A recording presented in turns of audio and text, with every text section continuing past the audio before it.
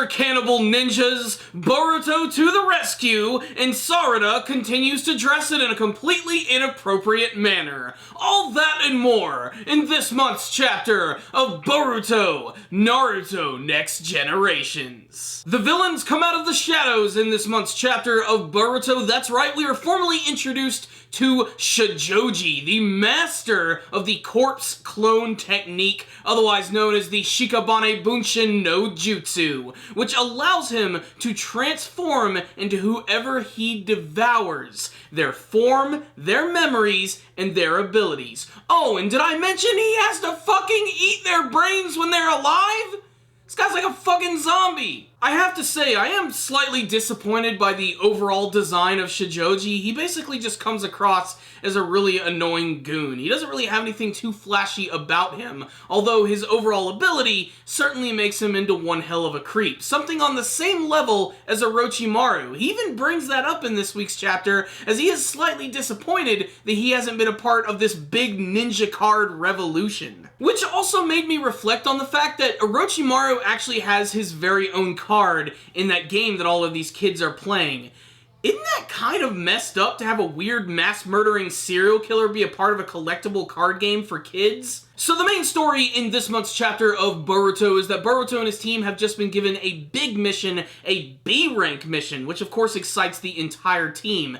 The problem is Boruto's brand new friend Tento has been kidnapped by Shojoji and his goons, and he's planning on using the Daimyo's son as a means to not only get some important information out of him, but to also release some very important prisoners from Hozuki Castle. And if Hozuki Castle sounds familiar, that's because it's actually the Blood Prison from the Naruto Shippuden movie, Blood Prison. Honestly, it's little details like this that I really like. I love when they incorporate some of the elements from the movies, especially considering that Blood Prison was pretty damn kick-ass. For me personally, my favorite part of this chapter had to be the formal introduction of Shojoji himself. Tento has been captured, he's bound, and he's also wearing a knapsack on his head, and when it's removed, he sees his butler standing there when suddenly he goes through this weird transformation, his body starts to enlarge, and there he is in all of his big chubby-ass glory, smoking a stogie and acting like a douchebag. He's basically the absolute pinnacle of everything that is a villain.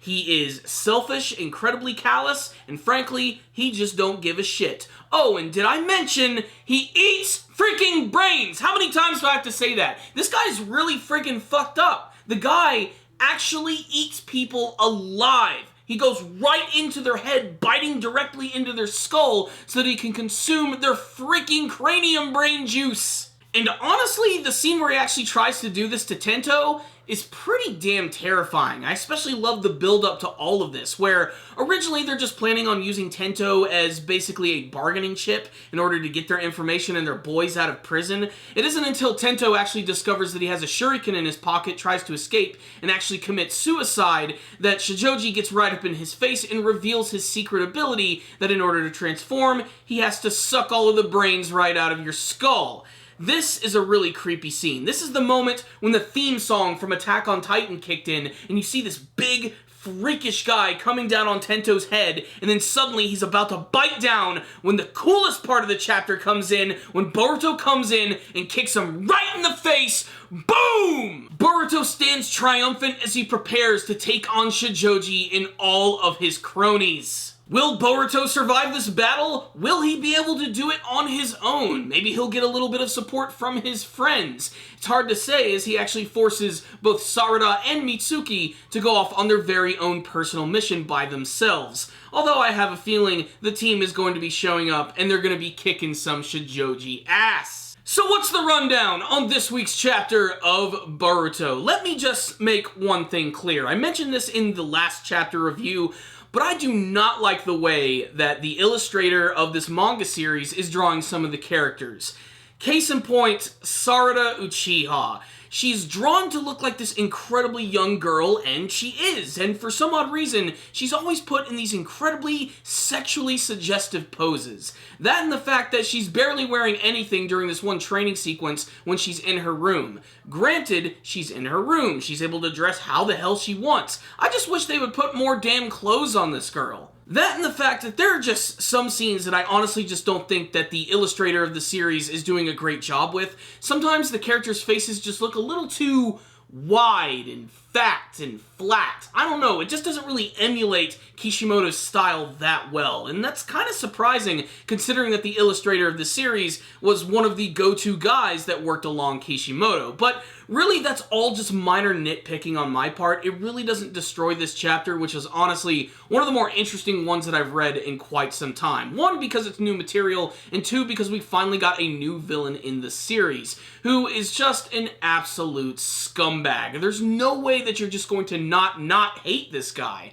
I mean, he just has it written all over his face. That and the fact that he's frankly just creepy as hell. The fact that he doesn't really seem to have any, like, discernible eyes, like they're completely all whitened out. He seems to have very little emotion, and he seems very used to actually eating people, which is pretty freaking fucked up. I mean, you really have to think about that. He even considers both he and Orochimaru basically the same type of person, which is why he's so upset over the fact that he's not actually on any of the cards. Also, I do believe that it is very foolhardy that the daimyo is not going to be getting any help from the other ninja of Konoha. I mean, they have some of the most powerful ninja at their disposal who could probably take out Shojoji really damn quick, like almost in an instant. Although it is heavily implied that Shojoji himself is no real pushover, he displays a lot of his power in this chapter, not only in his intimidation, but the fact that he can move really damn fast. When Tento is about to take his own life with the shuriken, he immediately gets in there and stops him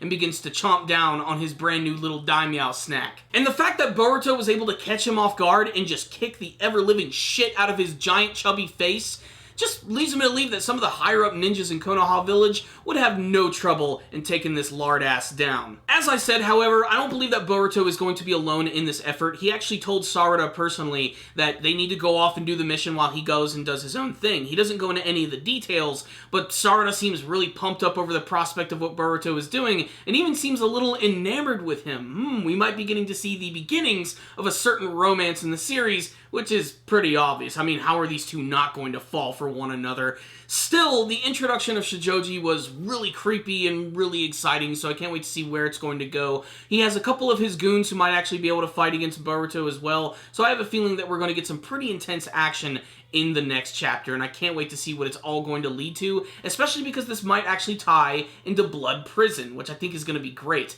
It actually makes me want to immediately rewatch that movie to see if there's any sort of connection with that film and the appearance of this freaky, cannibalizing ninja. Can't wait to see more from this one. That being said, this was a pretty solid chapter of Boruto, which all fans of the series must definitely check out. You might like it, you might not like it. For me personally, this chapter right here was a solid 4 out of 5. My only real issue with this chapter is just some of the design choices and some of the art that is used in the actual series. But if you can get past that, this is a pretty exciting development for the series, and it's always cool to see some brand new ninja abilities that we've never seen, especially those which are considered forbidden, like the ones that are used by Shojoji. I can't wait to see how Boruto is going to combat this, not to mention, I'm sure we're going to see Shojoji go through a number of crazy transformations, so let's look forward to that. So, there's my thoughts on this month's chapter of Boruto, but before you guys leave, make sure to tell me what you thought about it in the comments section below. How is Boruto going to battle against Shojoji? What sort of forms is he going to take? Will Mitsuki and Sarada join him in the battle? What do you want to see from the rest of this brand new arc of Boruto? Please tell me in the comments section. Thank you all so much for watching this review. Make sure to subscribe to the channel for the best anime reviews on YouTube and everything Boruto and Naruto related. Make sure to leave me a comment telling me what you thought about this week's chapter and what you hope to see in the future. And of course, if you liked this video, please make sure to hit that like button. Or if you didn't like it, give it a thumbs down. I'll see you guys next time. And as always, stay dandy, baby.